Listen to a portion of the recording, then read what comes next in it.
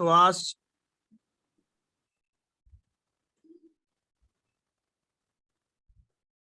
सभी को नमस्कार, प्रणाम।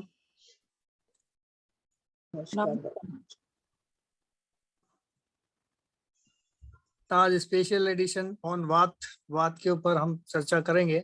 वात क्या है, क्यों, कैसे, है ना, इसके क्या क्या परिणाम होते हैं और किस प्रकार क्या होता है। तो वात का पहले से हम समझने का प्रयास करें तो वात क्या है। शॉर्ट शब्दों में हमने जाना तो वात वायु और आकाश तत्व का मिलन से वात का निर्माण होता है। और क्योंकि मैं पहले चर्चा कर चुका हूँ और वात 5 प्रकार के हैं, तो अब अपन सीधे आम बात की ओर चर्चा करेंगे। आम आम मैंगो वाला आम नहीं, मैंगो का सीजन गया, अब आम बात की चर्चा करते हैं। आम बात, आम का मतलब ये होता है कि जो हमारे शरीर में हम जो भोजन ग्रहण करते हैं, वो ग्रहण करने के पश्चात जिसका पाचन ठीक से नहीं हो पाता, जिसका पाचन ठीक से नहीं हो पाता, वही जो विष के रूप में अब आम जहर है। तो ये हमारे शरीर में रस धातु में वो हमारा जो कफ के रूप में अंदर एंट्री मार जाता है। तो यही आम, ये जो हमारा जो अपचित भोजन है, आसान भाषा में बात करता हूँ तो बताऊं तो हम इसको ऐसे जाने कि सपोज करिए कोई भी चीज का पाचन ठीक से नहीं हुआ है तो क्या होगा, जो पचता नहीं है वो सड़ता है। सड़ता है तो उसमें गैसेस पैदा होती हैं और विषैले तत्व पैदा होते हैं। सबसे पहला कंटेंट यूरिया, ये यूरिक एसिड है, फिर कोलेस्ट्रॉल, ट्राइग्लिसराइड, ये VLDL, ये बहुत सारे ऐसे करके कई प्रकार के विष उसमें से पैदा होते हैं। तो ये जो विष है ये सब के सब आम बात है, ठीक है। तो ये तो हुई आम और वात की बात। अब हम चर्चा करेंगे इस विषय में कि ये कहाँ से आता है, क्यों होता है, और इस पर विशेष प्रकाश डालने का आज हम प्रयास करेंगे।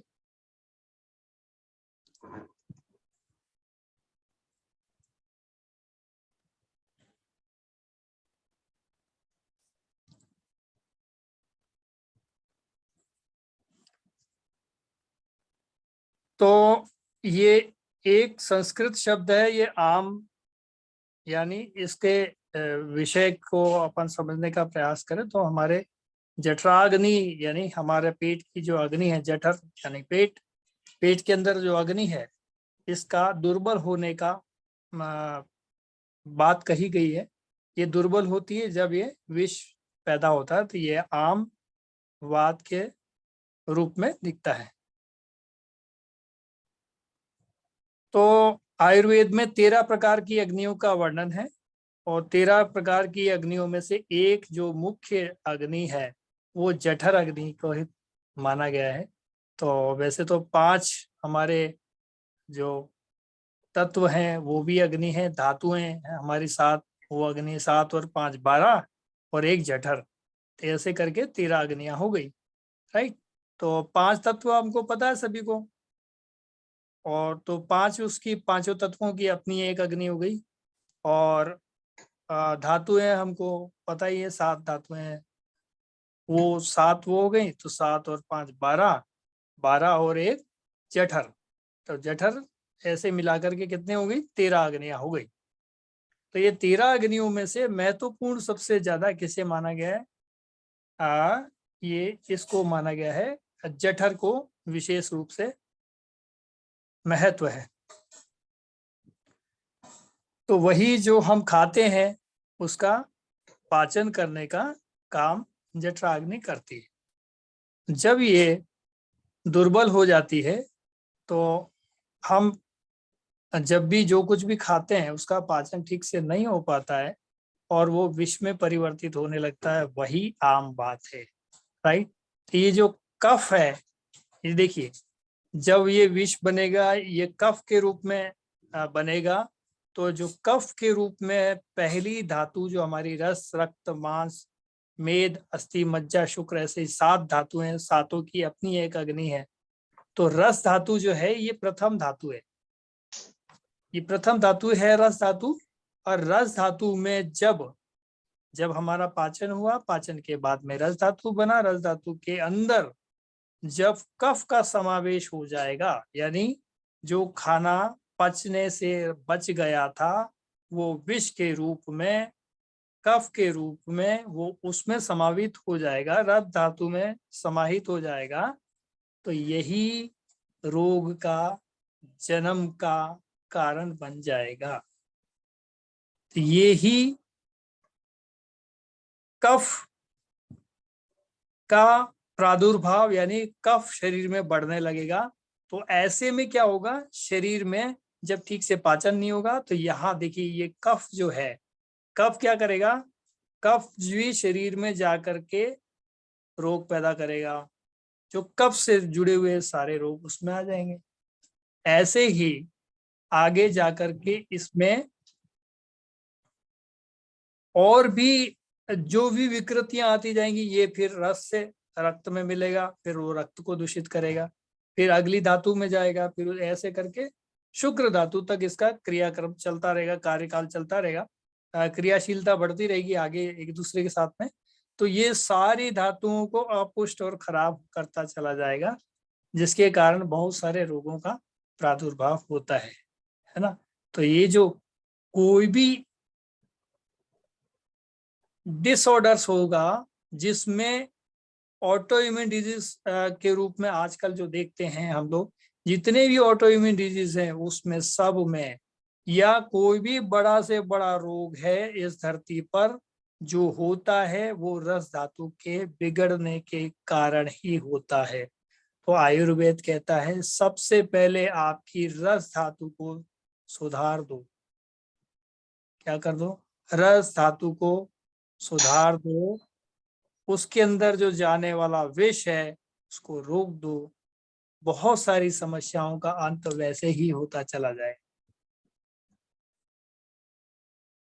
तो हम खाना जब ठीक से चबाते नहीं है, हमारा लाइसोजाइम, आज की विज्ञान बोलता है साहब ये भी जहर है, और ये जब भोजन में लार के साथ में, भोजन में अच्छे से आप जब दांतों से काटते हो, चबाते हो, तोड़ते हो, पीसते हो, जो भी करते हो, इससे लार अंदर जब मिक्स होती है, ये लार इसके अंदर जाकर के उन बैक्टीरिया जो बाहर से हमारे शरीर में प्रवेश करने वाले थे उनको वहां मार देती है। जब यही क्रम हमारा ठीक से नहीं हो पाता तो हमारा पाचन यहीं से शुरू होता है, तो पाचन इसका मतलब नहीं हो रहा, चाहे हमारी गलतियों से हो या किसी और की गलतियों से हो, पाचन नहीं हो रहा। कुल मिला के ये बात देखने को मिल रही कि पाचन नहीं हो पा रहा है ना। तो जब पाचन नहीं होगा तो ये ही सेम टू सेम जाकर के कहा मिलेगा, रस धातु में। और रस धातु जब विकृत हो जाएगी, ऐसे जहर के साथ में हो जाएगी, और रस से ही रक्त बन जाएगा, तो रक्त में बीमारियां चालू हो जाएंगी। तो किसी भी रोग की जननी है रस धातु। क्लियर, चाहे कोई भी ऑटोइम्यून डिजीज हो या ना हो, सिंपल हो, टीबी, कोई भी बीमारी। अब जो आयुर्वेद कहता है कि दिन में 2 बार भोजन करना चाहिए, तीसरी बार भोजन नहीं करना चाहिए। अब ऐसे कुछ लोग होते हैं इस धरती के ऊपर, हमारे ये जो हमारी भारत की भूमि है इसमें आयुर्वेद कहता है 2 बार भोजन करना चाहिए। तो एक बार आपने सुबह सुबह ब्रह्म मुहूर्त में, वो कहते हैं कि ब्रह्म मुहूर्त से करीबन जो प्रथम प्रहर है हमारा जो पहला प्रहर है, ये प्रथम प्रहर जो है, इसके अंदर यदि हम भोजन करते हैं तो इसके अंदर क्या है, सूर्य अभी उदय हुआ है, सूर्य जैसे ही उदय हुआ है, और सूर्य धीरे धीरे हम सब जानते हैं ये ऊपर ऊपर ऊपर और उठता जाएगा, और दिन के वक्त ये हमारे बिल्कुल सिर पे आ जाएगा, सीधा, एकदम सीधा खड़ा। तभी जो साइड से रोशनी दे रहा था, साइड से धूप दे रहा था, वो एकदम दिन में सीधा आ जाता। आयुर्वेद का कहना ये है कि जब भी सूर्योदय होता है, सूर्योदय के काल से लेकर इस काल से जैसे जैसे सूर्य ऊपर चढ़ता जाएगा, वैसे वैसे हमारी अग्नियां प्रबल होती जाएंगी। 13 अग्नियां हैं, जिसमें जठराग्नि मुख्य है। तो ये 13 अग्नियां प्रबल होती जाएंगी। प्रबल यानी वो तेज तेज तेज तेज और तेज आता जाएगा, उसमें तेज हो बढ़ता जाएगा। तो जो तेज बढ़ रहा है, उसके समय जो अग्नि बढ़ रही है, यानी अभी तवा गरम हो गया है, रोटी उस पे सेकेंगे तो सिक जाएगी अच्छी वाली। और जब वो तवा ठंडा होने लगेगा, ये सूरज नीचे जा रहा है, तो तवा भी हमारा ठंडा होगा। अब ये गैस बंद कर दिया ना, तो क्या हुआ, सूरज नीचे जा रहा है, ऐसा समझो। तो गैस बंद कर दिया तो फिर क्या होगा, धीरे धीरे नीचे गया, नीचे गया, तवा ठंडा हुआ, ठंडा हुआ, ठंडा हुआ। अब इस टाइम में ठंडे में रोटी डाल दो, पकेगी क्या? आप कहोगे बिल्कुल नहीं पकने वाली। अब यही रोटी यहाँ पे रखी रहे 1 दिन, 2 दिन, 3 दिन, क्या होगा? सड़ेगी, बदबू मारेगी, खराब हो जाएगी। यही तो होगा ना। तो जो चीज पकती नहीं है वो जल्दी से सड़ती है। पकी हुई रोटी आपकी 1 या 2 दिन रुक सकती है ना। आप उसको सुखा लो, सुखा के रोक लो। ये जो जल है ना, जल, इसी से खराबियां पैदा हो रही हैं। खाली पृथ्वी तत्व है ना, इससे कुछ भी नहीं हो रहा। जैसे धरती के ऊपर मिट्टी रखी हुई है, रखी है, सालों साल रखी है। अब इस मिट्टी में मिला दो पानी, पानी मिला दो तो वहां हो गया कीचड़। फिर तो वहां पे मक्खी भी आ जाएगी, फिर मच्छर भी आ जाएंगे। थोड़ा और पानी मिला दो तो फिर मच्छर भी आने लगेंगे। तो बहुत कुछ होने लगेगा, मतलब वहां जीव राशि की वृद्धि होने शुरू हो जाएगी। पानी हटा दो। इसलिए धरती पे जीवन सबसे पहले कहाँ आया था? समुद्र में आया था ना। पानी में ही जल आया था, पानी में ही जीवन आया था। आटा है, आटे को सूखा रख दो डब्बे के अंदर, कई दिनों तक चला लोगे। पानी डाल दो, अब चला के दिखाओ, हो जाता है ना खराब, सड़ जाता है। तो बस यही कहानी हमारे शरीर की है। शरीर के अंदर जो पानी के युक्त होकर के कुछ भी अंदर डाला, वो ठीक से नहीं पकाए, उसका अग्नि का, उसको अग्नि का जो पूरा प्रमाण नहीं मिला, और उसका पाचन नहीं हुआ है, तो वो बनाएगा आम विष।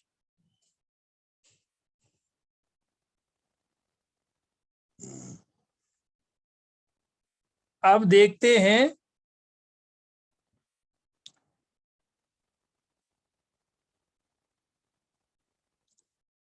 तो आयुर्वेद क्या कहता है। जीर्णे अश्निया, ऐसा शब्द करके आया है। इसका आशय आयुर्वेद के दृष्टिकोण से, आयुर्वेद के दृष्टिकोण से इसका आशय, जो भोजन हजम नहीं हुआ है उसके पहले ही कुछ ना कुछ डाल देते हैं। अभी हमारे क्या हुआ, अभी किसी फ्रेंड के यहाँ चले गए, मिलने वाले के यहाँ चले गए, उन्होंने देखा चलो कोई आया, अतिथि देवो भव, आपको चाय पिला दी। यहाँ से निकले किसी दूसरे के यहाँ चले गए, चाय पीनी है, आपने मना कर दिया। अभी तो वहां गए थे, उनके यहाँ से चाय पी के आए। अच्छा अच्छा, चाय ना पियो, ऐसा करो नींबू पानी पी लो। अभी गरम गरम पिया था, अभी ठंडा। ये गरम और ठंडा जब विपरीत तासीर की चीजें अपचित अवस्था में मिल जाएंगी, विपरीत दो तासीर की चीजें अपचित अवस्था में मिल जाएगी, तो इसके साइड इफेक्ट से चर्म रोग को जन्म मिलता है, या स्किन से जुड़ी हुई बीमारियों को जन्म मिलता है, या ऑटो इम्यून डिजीज को जन्म मिलता है।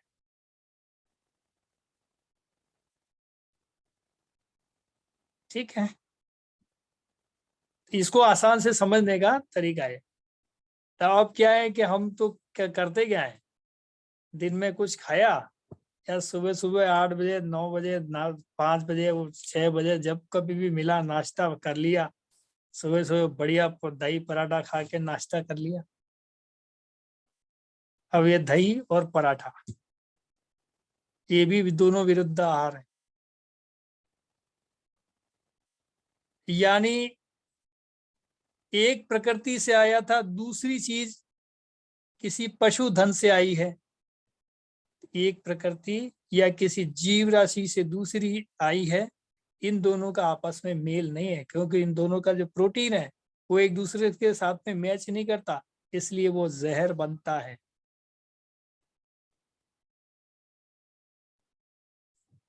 जैसे सांप का विष उसकी ग्लैंड में यहाँ रहता है, कौन बताएगा उस ग्लैंड का नाम? यहाँ जो ग्लैंड मैंने बताई थी, parotid gland. Correct, parotid gland. तो जो पैरोटिड ग्लैंड है उसमें सांप का विष रहता है, और वो जैसे ही काटता है तो उसके दांत के साथ में आई हुई डक्ट के थ्रू हमारे बॉडी में प्रवेश करता है, और वो ब्लड के साथ में भी सर्कुलेट होकर के हमारी बॉडी में जहर फैला देता है। क्यों ऐसा होता है?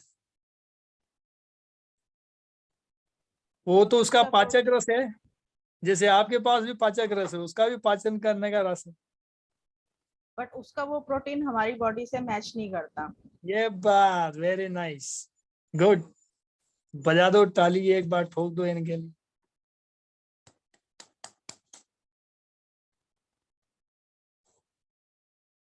तो ये जो चीज है ना, क्योंकि उसका प्रोटीन हमारे प्रोटीन से मैच नहीं करता, ठीक इसी प्रकार एक प्रोटीन का दूसरा प्रोटीन से मैच नहीं है, जो प्रकृति से आया है उसमें हमने मूंगफली का तेल डाला है तो उसमें भी प्रोटीन होगा, सरसों का तेल का पराठा बनाया तो उसमें प्रोटीन होगा। ठीक है, ये प्रकृति से आया है, इसको पचने के लिए लंबा प्रोसेस चाहिए, और जो आया है दूध से दही के रूप में, उसको पचने के लिए शॉर्ट प्रोसेस चाहिए, क्योंकि उसकी लेयर कम है प्रोटीन की। एमिनो एसिड की लेयर मिलकर के प्रोटीन बनता है, ऐसे लेयर पे लेयर, उसकी लेयर और उसकी लेयर दोनों मैच नहीं करती हैं। प्लस तीसरा शरीर हो गया हमारा, ब्रेन में जाता है मैसेज कि भाई ये दो दो अलग अलग दो प्रकार के प्रोटीन आ गए, क्या करूं? तो एक दिन जो होता है वो हमारा शरीर झेल लेगा, चलो ठीक है। ब्रेन को भी समझ में नहीं आता है किससे मैच कराऊं, ये कौन सा वाला प्रोटीन है, हमको लेना चाहिए कि नहीं लेना चाहिए। वो कहता है अच्छा ठीक है यार, तेरी मर्जी है जो करना। अभी आप कोई घर में काम कर रहे हैं, आपका सर्वेंट आकर के पूछेगा कि वो कोई बाहर आया है क्या करना है, या कोई अपने आपका मित्र आपके घर में बैठा है, नया आदमी, जो मान लो आप अपनी घंटी बजा के पूजा पाठ कर रहे हैं,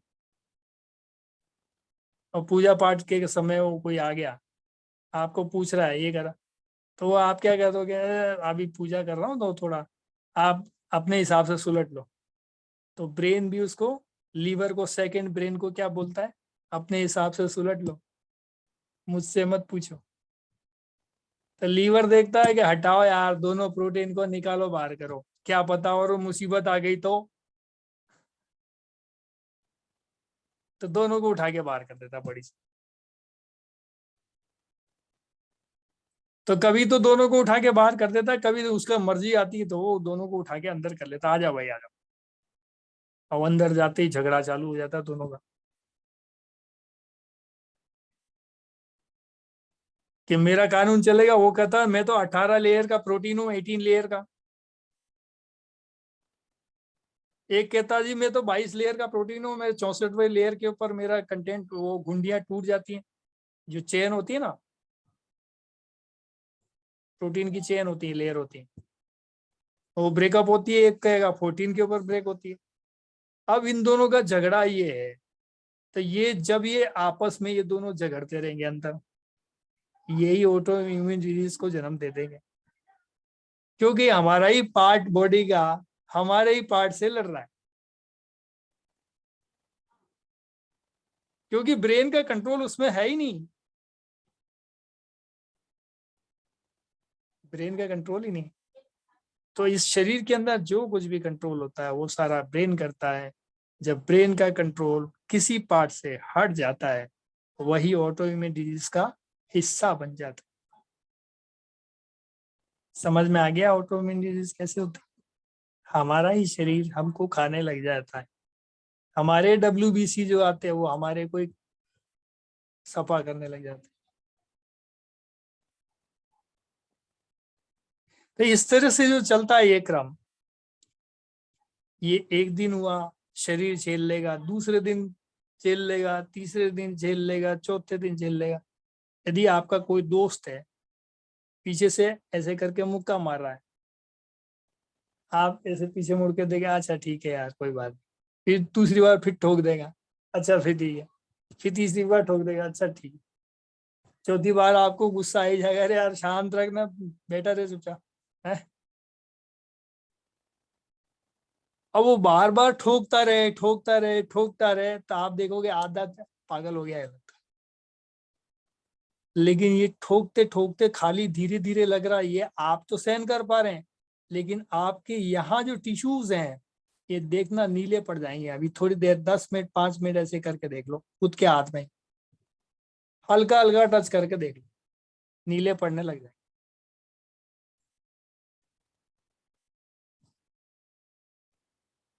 यानी शरीर ने उसको स्वीकारना बंद कर दिया एक समय के बाद। ठीक है, तो ऑटोइम्यून डिजीज में क्या हुआ, शरीर ने 1 मिनट बाद कुछ समय के बाद में जब तक स्वीकार्य था उसको स्वीकार करता रहा, जब उसकी स्वीकार्य क्षेत्र से बाहर हो गई है तो उसने उसको अस्वीकार करना शुरू कर दिया। ये ऐसे ही करके डिजीज पनप जाती है। अब हम आते हैं अपने मुद्दे पे। तो कुछ लोगों की आदत ही पड़ गई है, कोई पनीर चीज बर्गर पिज्जा पता नहीं हैवी प्रोडक्ट खाते हैं, उनकी आदत हो गई जो पचने में भारी है।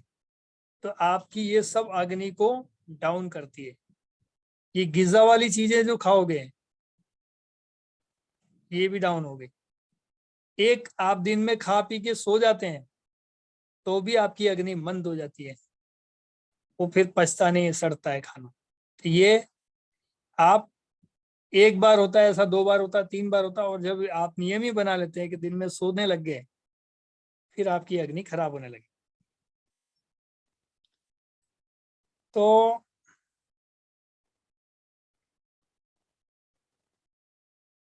इस तरह से इसमें हमारे सारे सिस्टम कमजोर होता जाता है। ये कमजोर होते होते फिर हम कुछ भी खाते हैं वो भी हमारे शरीर को स्वीकार होना बंद हो जाता है। ये है। तो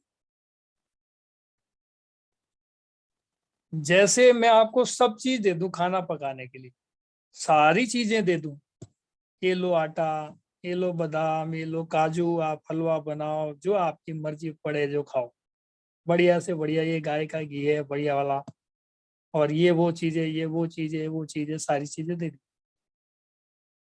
अब आपको गैस तो है ही नहीं घर में, अग्नि है नहीं, अग्नि आपके पास नहीं है, पक जाएगा खाना? आप कहोगे नहीं पकेगा, पहले गैस तो लाओ, गैस तो खत्म है। तो यानी हम उसको, अग्नि जब हमारे शरीर से खत्म है तो इसका मतलब खाना नहीं पकेगा, तो वो क्या बनेगा, विष बनेगा। ये समझना है। तो जो हम अनायास टाइम बे टाइम बिना भूख जो भी मर्जी आता है सब अंदर डालते रहते हैं, वो सब के सब आपका ये अग्नि जो है इसको डाउन डाउन डाउन डाउन और डाउन करता चला जाता है। ठीक है, तो ये केवल सिस्टम है, इसको आपको बदलना है। तो अब क्या होता है, जैसे आपने कभी देखा होगा कि एक व्यक्ति है कोई जिसका पाचन अच्छा नहीं है, डाइजेशन अच्छा नहीं है, उसको बहुत सारी बर्फी खिला दो, थोड़ी देर बाद में ऐसी भुसी हुई गैसें बाहर निकालने लगेगा वो, बदबूदार, के आपका पास में बैठना मुश्किल हो जाएगा। यही परेशानियां, यही क्रम जो है हमारे शरीर के अंदर उस आम विष को जन्म देती है, तो उसे कहा जाता है आम। तो जो आम यानी जो विष तैयार होता है, उसके कारण बहुत सारे सिम्टम देखने को मिलते हैं। उन सिम्टम्स पर अपन आ जाते हैं, उसमें थोड़ा बहुत चर्चा करके देखते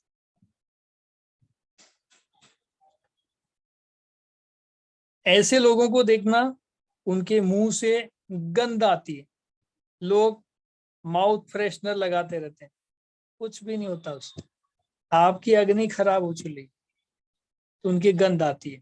आप देख लो, फॉरेनर्स को देख लो, फॉरेनर्स हमेशा वो ऐसे पूरा छिड़क के आ जाते हैं, हमेशा इनकी गंध आती रहती है। ऊपर से भले ही गोरे चिट्टे दिखेंगे, लेकिन अंदर कचरा हो रखा है, पूरा डस्टबिन बना के रखा बॉडी। क्यों? कि अभी कुछ खा लो, अभी कुछ खा लो। इनके यहाँ परंपरा है कि दिन भर हर 2 घंटे में 3 घंटे में कुछ भी खाते रहो, हर 2 घंटे में 3 घंटे में कुछ भी खाते रहो। तो ये परंपरा आजकल हमारे बच्चों में आ गई है। हमारे बच्चे टीवी देखते रहते हैं और साथ में वेपर्स उठा के कुछ ना कुछ खाते रहते हैं। टीवी देखते रहते हैं, वेपर्स उठा के खाते रहते हैं, टीवी देखते रहते हैं, वेपर्स उठा के खाते रहते हैं। ब्रेन उधर बिजी हो जाता है, तो एंजाइम जो बनने चाहिए वो शरीर में पाचन के लिए, जो रस बनने चाहिए वो नहीं बन पाते, क्योंकि हमारी सारी इंद्रियां तो उधर बिजी है। तो जो काम करना था इंद्रियों को, इंद्रियां कर नहीं पा रही हैं। इंफॉर्मेशन देने का काम वो भी नहीं हो पा रहा, कि चलो लीवर बना लेगा वो, वहां लीवर के पास पहले सूचना पहुंच जाएगी, भाई ये समोसा खाया है तो समोसे का एंजाइम बनाना, समोसा पचाने का। अभी कचौरी खाई तो कचौरी के लिए एंजाइम बनाना।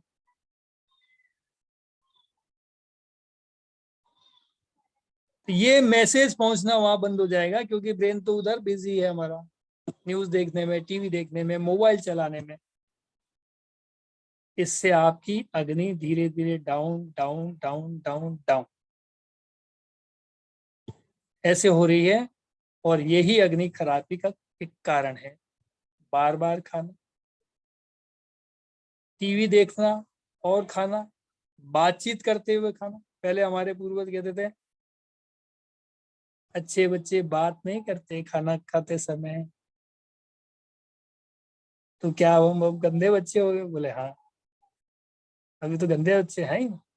हम लोग बातें भी करते रहते हैं। आजकल तो पता नहीं क्या, लोगों को देखो तो डाइनिंग टेबल पर बिजनेस की बातें हो रही होती हैं। हेलो, खाना भी चल रहा है। तो कई लोग उनको क्या भी देते हैं, भाई साहब मुंह की जगह नाक में चला गया तो बोले नहीं जाता, चल लेना। तो ये जो प्रक्रिया, आज जो सिस्टम बदल चुका है, इसके कारण ये सारी बीमारियां बढ़ी हैं। जब से टीवी आया है उसके बाद और ज्यादा बढ़ी है, मोबाइल आया तो और ज्यादा बढ़ गई।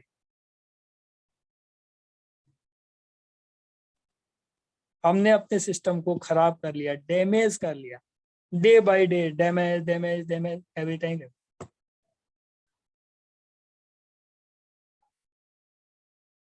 इस क्रम को रोकने की आवश्यकता है। इसको वापस ठीक ठीक और ठीक और ठीक और एकदम ठीक करने की आवश्यकता है।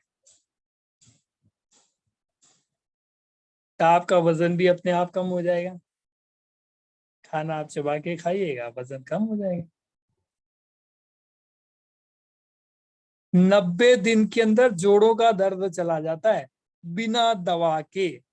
केवल खाना चबा के खाओ। मैंने बहुत सारी दवाइयां ले ली, मेरे घुटनों का दर्द नहीं जाता था।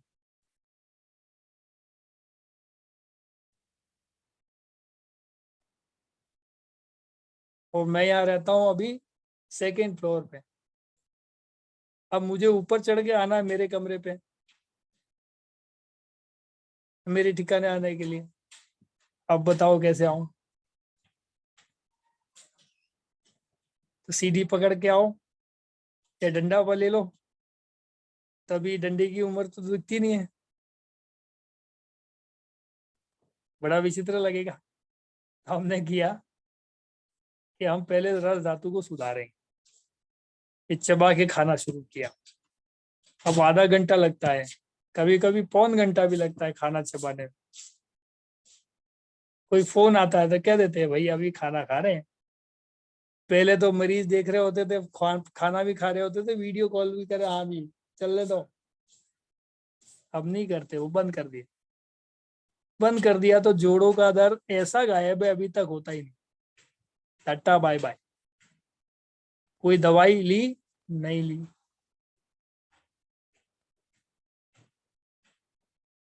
बुखार आ जाए तो मैं गोली नहीं लेता, गोली खाता ही नहीं, दवाई खाता ही नहीं। ऊपर वाले को भी दया आ जाती है, यार इसको तो मुक्त करो, ये तो खाएगा तो है नहीं कुछ, दवा लेगा नहीं, उसको भी दया आई जाएगी एक दिन। तो आप भी कोशिश करिए, शायद कभी दया आ जाए ऊपर वाले को, गोलियां दवाइयां बंद हो जाए। तो रस धातु को सुधारना ही सर्वश्रेष्ठ उत्तम उपाय है आज के युग के हिसाब से। तो हमें इन चीजों का अवश्य ध्यान रखना होगा, नहीं तो फिर हमारी आम विष जो पैदा होगा उससे ये ऑटोइम्यून डिजीज या बहुत बड़ी भयंकर वाली बीमारियां हमारे शरीर में घर कर जाएंगी। तो ये है बीमारियों की जड़ कारण। फिर दिनचर्या अध्याय भी में इसी पर पूरा डिटेल है।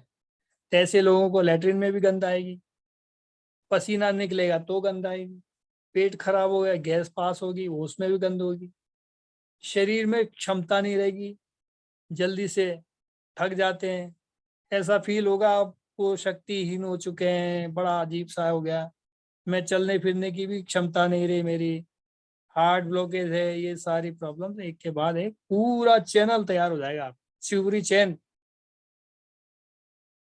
गैस ऊपर की तरफ होना, कुछ लोगों को थोड़े दिन बाद में पेट में गैस भरना, आफरा आना, आलस्य आना, सुस्ती आना, ये सब, यूरिन में भी धीरे धीरे करके बदबू आना, ये सब एक के बाद। और खाने में भी थोड़े दिन बाद स्वाद बंद हो जाता है, इच्छा ही नहीं करती खाने की।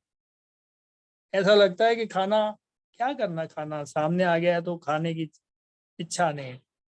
अब आप जबरदस्ती करोगे नहीं, खा लो भाई साहब तो खा लेगा जबरदस्ती, लेकिन इच्छा नहीं, आंतरिक इच्छा बिल्कुल खत्म। क्यों? यही कारण, आपकी अग्नि खराब हो गई। तो प्राकृतिक रूप से वो ईश्वर तत्व, शिवत्व, जो भी आपको नाम देना आप देते रहिए, वो आपको इस ओर तो प्रेरित कर रहा है, लेकिन आप प्रेरित नहीं हो रहे। वो इतने सारे सिग्नेचर देता है आपको, इतने सारे साइन देता है, अरे भाई अब सुधर जाओ, अब तो ये ठीक कर लो, अब तो ये ठीक कर लो, पर आदमी बोलता है नहीं सुधरूंगा। ये आदमी के लिए ही होता है, चिड़िया के कोई, आपने देखा चिड़िया किसी को ओवरवेट नहीं है, चिड़िया को किसी को बीमार होते देगा नहीं।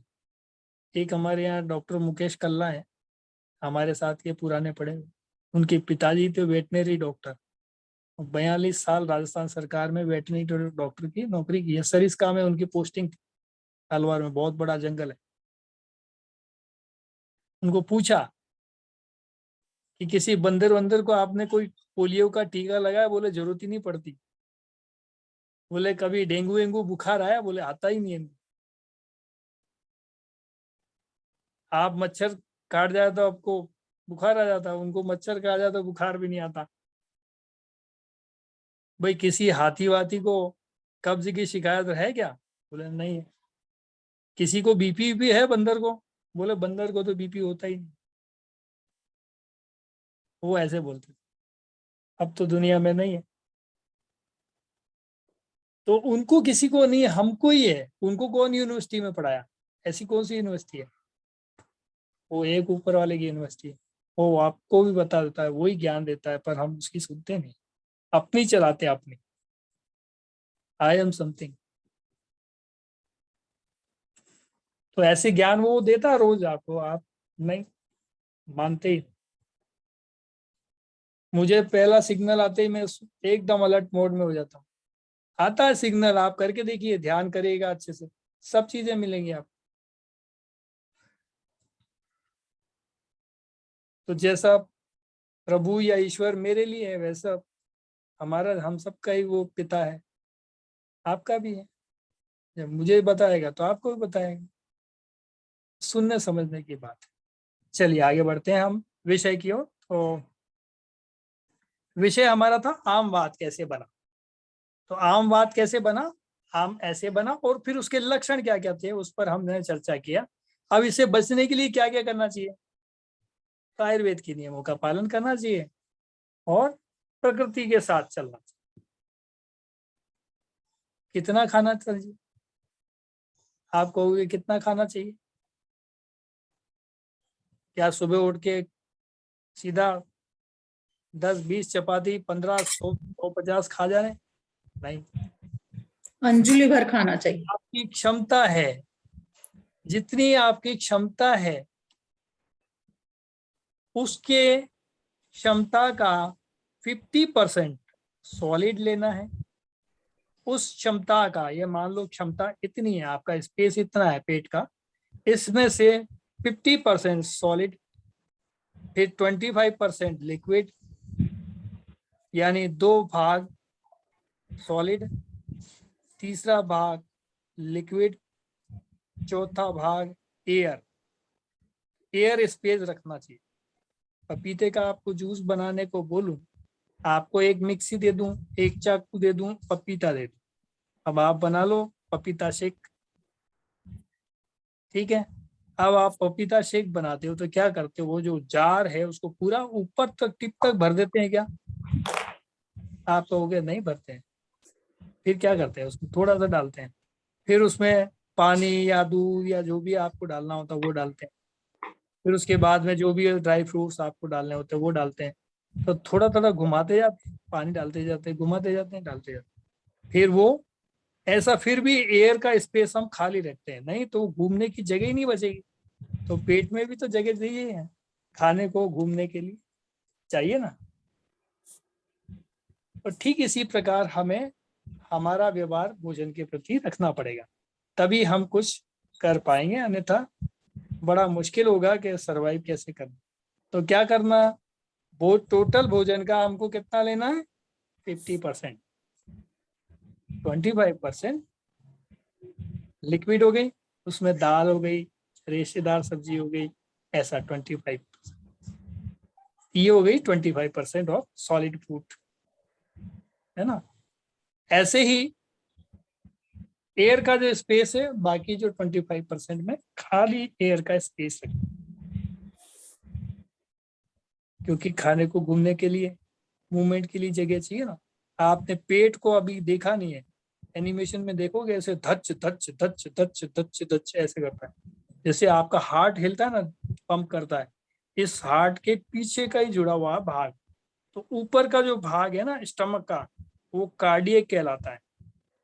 कार्डियक क्यों है कि वो हार्ट के पास, ये पेराकार्डियम के पास। पेराकार्डियम क्या होता है, हार्ट जिस थैली के अंदर बंद है उसमें एक लिक्विड है,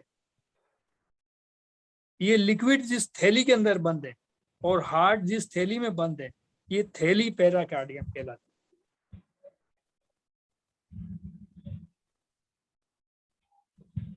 और जो लिक्विड है उसके अंदर, जिसमें हार्ट को झटका न लग जाए, जर्क न लग जाए, हम कहीं छत पे से कूद गए तो हार्ट को जर्क लग जाएगा तो हम तो भगवान ने बड़ी सेफ्टी से बनाया, ले बेटा तेरे को आराम से पानी के तरह रखूंगा, तो ये वहां पे लिक्विड दे दिया।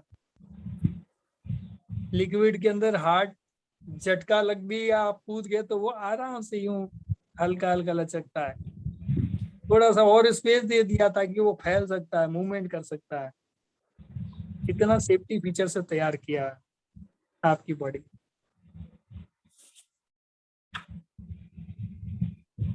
तो बस ये चीज समझनी है, ये कार्डिक वाला जो हिस्सा है इसमें हाइड्रोक्लोरिक एसिड है, जैसे खाना जाएगा और खाने में ऐसे धच धच होगा, हाइड्रोक्लोरिक एसिड जाके आपके भोजन के साथ मिलेगा और उसको तोड़ेगा, और उसके अंदर गलती से आप ठीक से चबाना भूल गए थे तो उस अनचबे भोजन को भी वो गलाने का काम करेगा, क्योंकि उसका नाम एसिड है,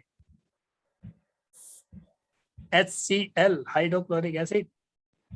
गलती से आपके मुंह में आ गया ना वो, तो आपके यहाँ फूड पाइप को जला देगा।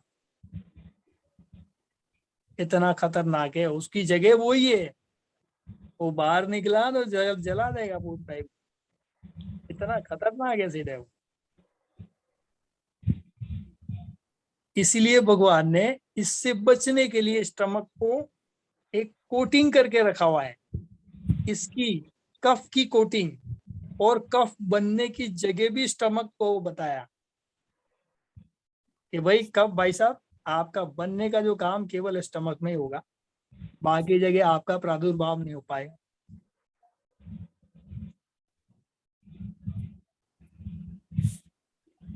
तो ये लेयर का एक परत जम जाती है, परत का जमने के बाद में ये काम करता है। तो इस तरह से ये सिस्टम बना हुआ है। तो छाछ, गर्म पानी, जूस, इन चीजों से आप भर सकते हैं, और बाकी 25% में एयर का स्पेस खाली रखें।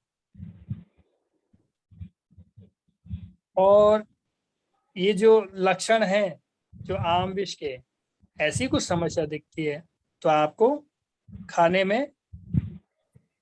में आपको हल्के खाने का प्रयोग करना चाहिए। और ज्यादा दिक्कत आ रही है आपको तो फिर आप लिक्विड फॉर्म में चले जाइए, खाने को लिक्विड, सोयल हार्ड वाला मटेरियल कम रखिए, लिक्विड वाला फॉर्म ज्यादा रखिए, ठीक है। अब आप कहेंगे कि पंचकर्म कब करना चाहिए आयुर्वेद में, है ना। कई जगह लिखा रहता है कि पंचकर्म करके उसको ठीक किया जा सकता है आम विष दोषों को। ऐसे टाइम में पंचकर्म बिल्कुल नहीं करना चाहिए।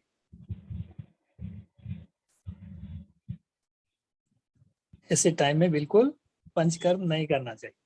लोग सोचते हैं इससे सब ठीक हो जाएगा, अशुद्धि है दूर हो जाएगी, नहीं।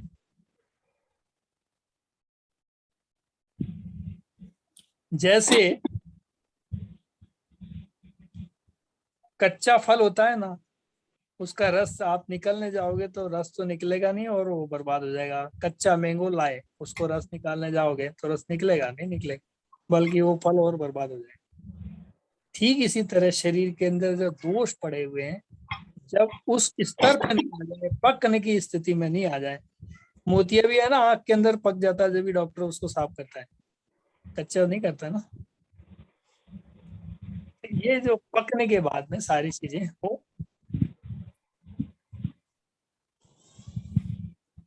तो कभी भी जबरदस्ती नहीं करनी चाहिए। तो फिर क्या करो, वहां लिखा है लंघनम परम औषधियम, जब ये विष बनने लगे इसको पचाना है, तो पचाना है तो क्या करो, लंघनम परम औषधि, तो लंघन करो, क्या करो, व्रत करो।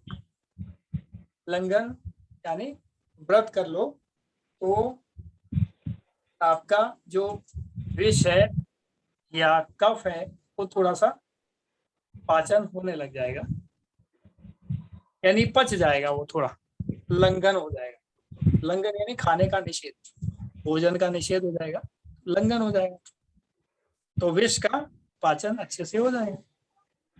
तो क्या कहते हैं वो, लंघनम करो। तो आज यहीं तक रखें, क्योंकि दिनचर्या अध्याय को भी हमने, क्योंकि आगे दिनचर्या का भी एक चैप्टर लेना था, हमने उसको साथ में ही इसके साथ एडिशन कर दिया है। तो खाने का क्या तरीका है, इसका आहार विहार, वो भी एक चैप्टर था, उसको भी हमने इसके साथ में ऐड करके बताने का प्रयास किया। बातों बातों में हमने सीखने का काम किया है, खेल खेल में सीखने की बात हमारे जो गुरुजन बोलते थे कि हमको खेल खेल में सीखना चाहिए, स्ट्रेस नहीं लेना चाहिए दिमाग। तो स्ट्रेस बिल्कुल नहीं लेना है, खेल खेल में सीखना है, जो भी सीखना है वो आसानी से सीखना है। तो अभी आयुर्वेद की किताब लेकर के पढ़ने बैठ जाए अपन, तो आधे तो यूं करेगा, हाँ पता नहीं क्या होने लग जाएगा, है ना। ये सारी प्रक्रिया जो है बड़ी आसानी से होनी चाहिए, इतनी सरल बना दो उसको कि हर कोई आसानी से सीख जाए उसको। तो हमारे यहाँ पहले परिवारों में यही विद्या इसी तरह से सिखाई जाती थी, गुरु शिष्य परंपरा में ये विद्याएं चलती। आयुर्वेद भी उसी का प्रमाण है, संगीत, ज्योतिष, ये सारी विधाएं ऐसी। तो आज क्या आप कोई सवाल है आपका तो आप कह सकते हैं। आचार्य जी रिकॉर्डिंग को आप ऑफ करना चाहें तो कर सकते हैं। अब हमारा चैप्टर तो हो गया सर ये समापन। क्वेश्चन आप ही ने क्रिएट किया था?